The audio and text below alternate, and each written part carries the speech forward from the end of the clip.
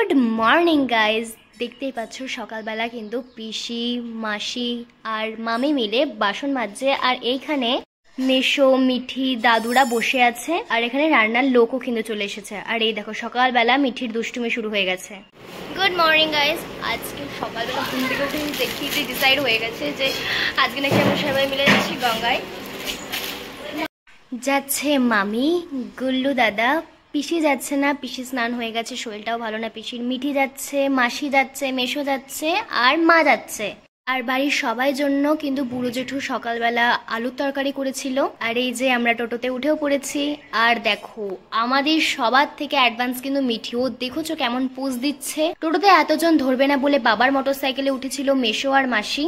আর মিঠি এখানে অর্ডার দিচ্ছে ওর মাকে, মানে ও গঙ্গায় যাবে, ওখানে ওকে অনেক রিলস বানিয়ে দিতে হবে, অনেক ফটো তুলে দিতে হবে, মানে অনেক ব্যাপার বুঝেছো। ওর অনেক হাইফাই ব্যাপার, অনেক বড় মানুষ বলে কথা, তো ওনার অর্ডার তো মানতেই হবে। আর মিঠির ফেভারিট গান হচ্ছে আমার কপাল গেছে পুরে। ও ইউটিউব শর্টসে বলতে গেলে এই গানটাই দেখে, তো মা ওকে বলছে এই গানটা গাইতে, আর ও সেই গানটাই গাইছিল।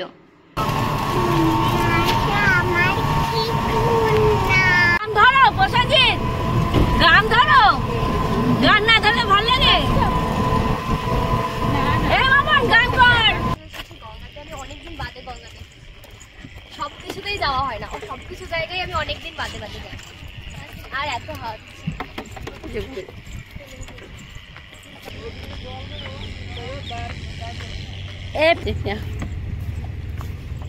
এইখানে ঢপ রাখ। তারপরে আর কি আমরা তিনটে আতাল মিলে, মানে তিন বোন মিলে আগেই নেমে পড়েছিলাম জলেতে। আর এখানে মিঠি আর টুসি তো জল নিয়ে খেলা করতে শুরু করে দিয়েছে। ওরা আমার গায়েও জল দিচ্ছিল, আর আমি বলছিলাম এত তাড়াতাড়ি গায়ে জল দিস না, ঠান্ডা লেগে যাবে। এই দেখো গায়ে জল দিয়েতে মানে শুরু করে দিচ্ছে, এত বারণ করার পরে ওরা শুনছিল না। আর ওরা দুজন আমাকে অর্ডার দিয়েছিল যে যা গিয়ে ফেস ওয়াশ নিয়ে আয়, তো আমি সেটাই আনতে যাচ্ছিলাম। আর মিরাকেলে দেখা হয়ে গেছিল টুসির মামার বাড়ির দাদুর সঙ্গে, মানে মামির বাবার সঙ্গে। অ্যাকচুয়ালি দাদু একটা কাজে যাচ্ছিল ঘাট পার হয়ে, আর মিরাকেলে দেখা হয়ে গেল। মামিরা তো ভীষণ খুশি হয়েছে, মানে মামি তো পুরো চমকে গেছে, প্লাস আমরাও অনেক খুশি হয়েছিলাম। তো এখানে আমি প্রথম ডুব দিলাম, আর দুঃখের বিষয় হচ্ছে প্রথম ডুবেতেই আমার নাকে মুখে জল চলে গেছিল। মানে কি বলবো, আতাল পাবলিক হলে এরকমই হয়। আর আমরা নিয়ে গেছিলাম ঢপ, কারণ ঢপে গঙ্গার জল ভরতে হবে। আর আমি তো ঢপে জল না ভরে ওই খালি ঢপগুলো দিয়ে সেই সাঁতার কাটে না, আমি তো সেটাই কাটতে শুরু করে দিয়েছিলাম। আর কিছুক্ষণ পরেই দেখতে পাবে যে আমি এই ঢপে জল ভরা সত্ত্বেও সেটাকে আবার পুরো সম্পূর্ণ ফেলে দিয়েছি, দিয়ে ওই দেখো সাঁতার কাটছিলাম। হয়ে গেল স্নান আর করবি না, তাড়াতাড়ি মাথায় জল ঢেলে চলে আয়, যা তাড়াতাড়ি যা। এই ওখানে নোংরা। দুঃখের বিষয়টা হচ্ছে আমাদের ভিডিও করবার জন্য মা যে স্নানে নেমেছিল সেটাই দেখানো হয়নি, বাট মাও স্নান করেছিল। হয়ে গেছে স্নান? কেমন লাগলো স্নান করে অনেকদিন পর? আমাদের এখন স্নান টান কমপ্লিট। এই তুই কি করেছিস? আর আমাদের সামনে বসেছিল মা, মিঠি আর মামি। তারপরে বাড়ি গিয়ে প্রচন্ড খিদে পেয়ে গেছিল, মানে আমাদের বাড়ি পৌঁছতে বেজে গেছিল 11:15। তো সেই জন্য সকালবেলা আমরা তাড়াতাড়ি ব্রেকফাস্ট করে নিয়েছি ফুলুরি আলু তরকারি ভাতের সঙ্গে। আমরা কি করবো একা সেই জন্য যাতে বোর না হই, মানে গল্পই করছিলাম, বাট গল্প করতে আর ভালো লাগছিল না, সেই জন্য আমি ভাবলাম যে মুভি দেখা যাক। আর আমরা দেখছি এই থলি প্রেমাটা।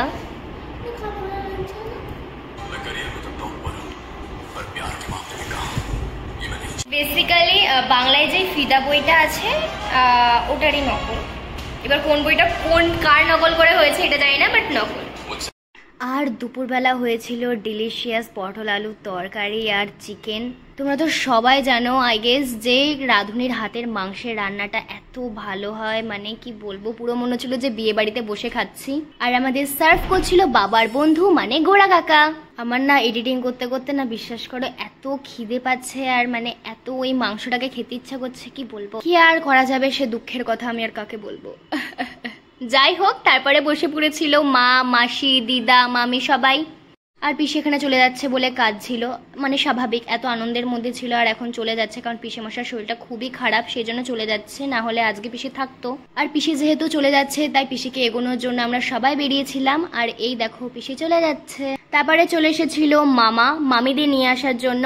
আর এই দেখো এইখানে তো মিঠির সঙ্গে বাবার মালা বদলও হয়ে গেল আবার। মামিদের থাকতে বললাম কিন্তু মামিরা থাকেনি।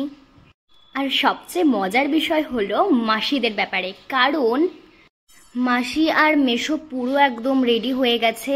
আর রেডি হওয়ার পর থেকেই শুরু হয়েছে যাবো যাবো না, যাবো যাবো না, মানে গুল্লু দাদা আর মিঠি একদমই যেতে চাইছিল না আমাদের বাড়ি থেকে। শেষ পর্যন্ত গুল্লু দাদা ওর বাবাকে, মানে আমাদের কাপড়ের ঘরে পুরো আটকে রেখেছে যে না আজকে আমি যাব না এদের বাড়ি থেকে, আজকে থাকবো।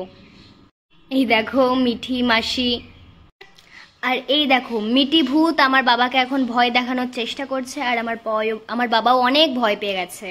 তারপরে আর কিছুক্ষণ বসে মামি মামা সবাই রেডি হয়ে গেল। আর এই দেখো মিঠি মামি টুসি আর মামা। আর এখানে মিঠি আমাকে একটা হামি দিয়ে দিল, বাবাকেও হামি দিয়ে দিল, আর মাকেও হামি দিয়ে দিল। আর ওরা চলেও গেল। তো আমরা এখানে সবাই ওদেরকে টাটা দিচ্ছিলাম, মনটা খারাপ হয়ে যাচ্ছিল কারণ সবাই একে একে করে চলে যাচ্ছিল। তারপরে মাসিরা আর আমি মিলে গেছিলাম ফুচকা খেতে, আর মার জন্য কিছুটা ফুচকা এনেছিলাম। আর মানে বাড়িতে যেটা ফুচকা এনেছিলাম সেটা মা আর মেশো মিলে খেয়েছে। তারপরে এসেছিল হচ্ছে রন্তু মামা ছোট মাসি দিদাদের নিতে। আর এখানে যেহেতু দাদু হাঁটতে পারে না, তো সেই কারণে বাবা পাড়া অব্দি মানে মোটরসাইকেল করে দাদুকে দিয়ে আসলো পাড়াতে। ওখানে রন্তু মামা ওদের গাড়িটাকে পার্ক করেছিল।